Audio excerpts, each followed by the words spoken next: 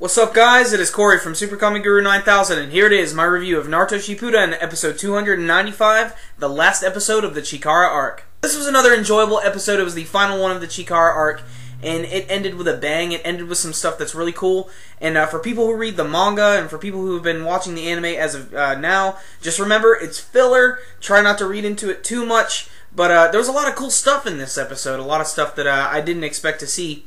First and foremost, let's just get the mushy crap out of the way. The whole thing with Doku and Shiseru. Basically, they decide they're going to try and stop this thing themselves, which I think is a terrible decision.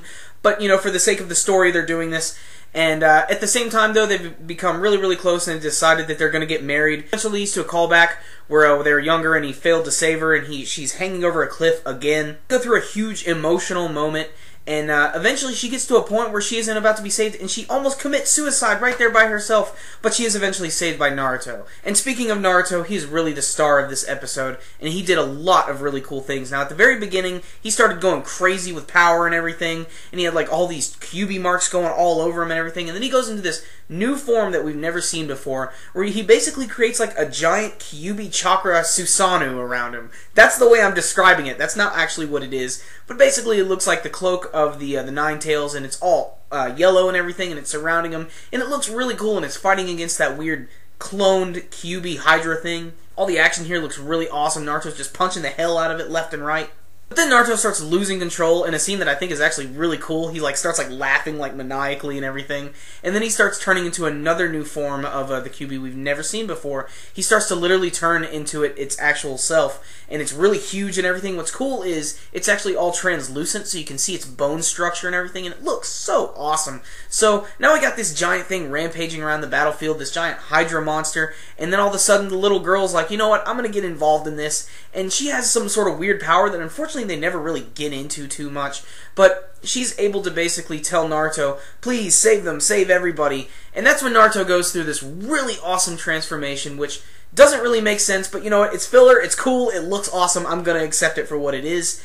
He basically goes into his Kyuubi chakra mode, and it's sort of flashing on and off all over his body and everything, and he's able to take out this giant Hydra monster in pretty much one hit, and it's crazy because he's, you know, already knowing how to use the abilities, but I'm gonna let that go. You know, he's going into Chikara mode. Maybe the little girl has something to do with it, but they don't explain it too much. Naruto saves the day, some kids get adopted, and that's pretty much it. It really does end incredibly abruptly. Make sure and stay around for the credits, because that will give you the ending bits of the story. You know, the Kabuto thing just sort of goes away like that, but you know what? It was still a really interesting end to this Naruto arc, because it was good to see Naruto do some cool stuff, because he's the main character.